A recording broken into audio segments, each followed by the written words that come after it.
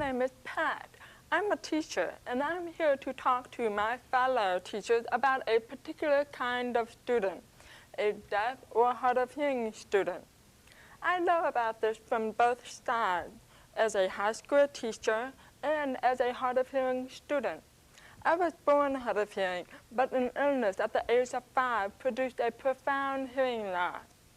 From kindergarten on, I was in the public schools and attended a state university. For many of my teachers, I was the first deaf student they had ever taught. But they were patient and willing to work with me, and that made all the difference. They gave me the chance to learn alongside my peers and to pursue the education that I needed and wanted to become a teacher myself. As a teacher, I know how important it is to reach out to all the students in the classroom. As someone who's deaf, I know there are adjustments we can make to the classroom in high school or college to help us make sure to reach out to all of our deaf and hard of hearing students. These adjustments aren't difficult. They require little in money, time, and effort. I know you'll find them helpful, but for your deaf and hard of hearing students, they can make all the difference. Now, let's take a look at the physical aspects of the classroom. Make sure the deaf or hard of hearing student has a clear view of the teacher and fellow students. Sometimes this may mean just moving the student to a different seat. Other times it may mean a minor rearrangement of your classroom. If your class is small, you may want to arrange desks in a semicircle. When this isn't possible, the deaf or hard of hearing student may want to sit in front and to the side, a place that gives the student a clear view of you and other students. Avoid standing in front of windows and other light sources. The glare will make it difficult for anyone to see you, but it will be especially difficult for the deaf student who reads lips. Try to avoid speaking anytime the student can't see your face, like when you write on the board or walk around the room. When referring to items on the board, try to be specific about the word or phrase you're making reference to by pointing directly to it. It also is helpful to inconspicuously point in the direction of a student who is speaking as a signal to the deaf or hard of hearing student. If the class time is devoted to a reading assignment, don't talk at the same time you're having them read. If possible, ask a hearing student to assist by following the text with his or her finger. Sometimes you'll need to get deaf or hard of hearing students' attention when they aren't looking at you. Just lightly tap on a shoulder, wave your hand in their peripheral vision, not in front of their face, or ask a student nearby to assist. Nonverbal communication can say so much, so try to accentuate your body language, facial expressions, and gestures. Use visual aids whenever possible. Good advice for all your students, since visual reinforcement enhances our communication. Although many deaf and hard of hearing students use assistive listening devices and speech reading skills in the classroom, some rely on interpreters to communicate. It's important to remember, though, that the interpreter is there to help you and the deaf or hard of hearing student communicate. The interpreter does not take your place. You must still maintain direct communication with the student. The interpreter does not explain, help, or give advice about class material and information. If the student needs clarification, it should come from you, not the interpreter. Tell her to bring her homework in on Monday this time, not Tuesday. One of the most difficult things for any hearing person to remember is to communicate through the interpreter, not with the interpreter. You are still talking with a deaf or hard of hearing person, so don't talk as if he or she wasn't there. For instance, ask, "Do you have your assignment?" Not, "Does she have her assignment?" Let the interpreter sit or stand to your side. This will allow the student to maintain contact with you and the interpreter. Make sure the interpreter doesn't have to struggle to hear you because of nearby noises, such as projectors or air vents. During class discussion, allow time for the deaf student to participate. Pause to give the deaf student time to communicate through the interpreter and for the interpreter to voice a question or answer back to you. If you are reading out loud, don't read so quickly that the deaf student and interpreter can't keep up with you and the rest of the class. This is just as important for the hard of hearing student who is speech reading or using an assistive listening device. You want all your students to have access to the best education possible, so be sure the interpreter is knowledgeable and qualified.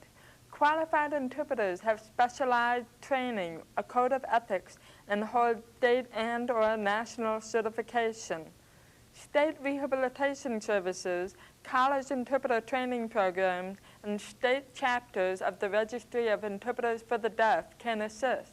When the student relies on an interpreter, remember these points. Look at the deaf person, not the interpreter when talking. Speak directly to that student, and don't use third-person speech. Make sure the student has a clear line of sight to you and the interpreter. Avoid having the interpreter sit or stand in shadows or in front of bright lights and windows. Don't have the interpreter near sources of noise. Avoid private conversations with others in the presence of a deaf person because the interpreter must interpret everything said. Speak naturally. Interpreters will ask you for clarification or to slow down. Finally, consider breaks if you have a long lecture. Signing and watching the interpreter requires a lot more energy than simply listening. Again, not all students are going to use interpreters. Some hard of hearing students will rely on assistive listening devices, ALDs, that use wireless microphones to transmit sound to the student's earphones. This means the speaker, whether it's the teacher or a fellow student, must be near the microphone. When there's class discussion, make sure the ALD works effectively for the student by repeating what was said off mic or passing the microphone to the class member who is speaking, or, if possible, arrange for multiple microphones. Check often with any student using an ALD to make sure sound is transmitting comfortably, but do it discreetly. People are sensitive about how they communicate and don't want unnecessary public attention. Most listening devices rely on battery power to operate, so you might keep a supply of backup batteries or know where to find some just in case. Rechargeable batteries should be charged every evening. Make sure the transmitter and receiver are turned off every day to conserve power. It's also important to turn the mic off when you're not using it for class discussion, since the student can still hear conversation. You may be out of the classroom, but what you're saying isn't. Give students with a hearing loss the benefit of your prior planning. Provide them with a brief course outline early in the term. Before each class, on the blackboard, make a list of any new vocabulary or specialized terms, or give them a copy in advance, both to the student and, if necessary, to the interpreter.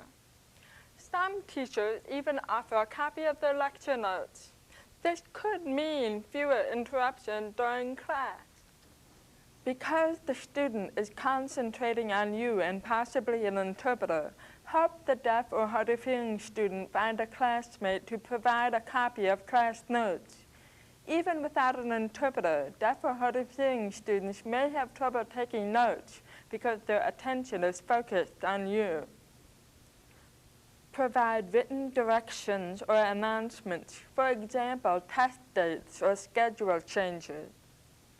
If you're explaining anything that will mean students must take their eyes off you, referring to a problem on the board, for example, allow enough time for the interpreter to communicate the information and for the student to focus on it. When you show videos or instructional television, use caption programs and decoders whenever possible. Even if the student is using an interpreter, television and video programs move too fast for adequate communication. On a bulletin board in your classroom or one centrally located in the school, put any information delivered over public address system. You also can set up a message relay system to make sure the deaf or hard of hearing student gets all school announcements. When it's time to evaluate the student's work, keep in mind that a hearing loss can cause problems with grammar, syntax, or fluency of expression. Students who communicate through American Sign Language read and write English as a foreign language. Just as you would for any other student, help the deaf or hard of hearing student find assistance, language development labs, or tutoring, for instance. Here are some tips about reading and writing assignments that have helped other teachers. Understand the unique challenges deaf students face in writing English. Allow students to meet with you before the writing assignment or due. Allow a rewrite opportunity before the due date.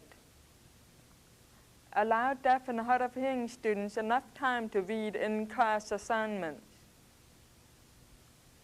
Deaf and hard of hearing students may not understand idiomatic expression, so allow time for explanation or try to avoid them. Make sure they understand new terms and phrases. Show them how to use a dictionary effectively. Help them understand difficult or unusual passages.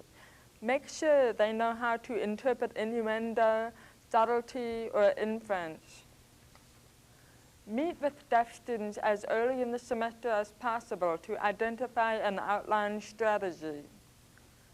Explain clearly to the students what changes you will and will not allow. For example, you will allow a rewrite before the due date, but late work is unacceptable. If tutoring is needed in a language class, or any subject for that matter, meet with the tutor and student to identify needs and strategies. Follow up with the student about the effectiveness of tutoring sessions. Hold the student accountable for his or her responsibilities. Modify and adjust when necessary. Be flexible. Math teachers have found they need to keep these things in mind when communicating with deaf and hard of hearing students. Don't assume these students are proficient in math because it's visual. When writing examples on the board, be sure to write every step. The deaf student could miss steps explained verbally. In any class, remember that special accommodations may be needed at test time.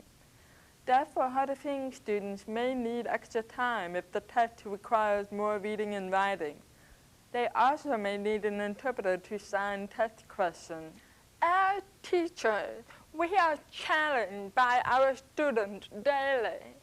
Deaf and hard of hearing students offer us unique opportunities. As it is in any classroom experience, your approach can set the tone. These guidelines and your positive attitude can help ensure a valuable experience for all of your students. Remember, you can make a difference.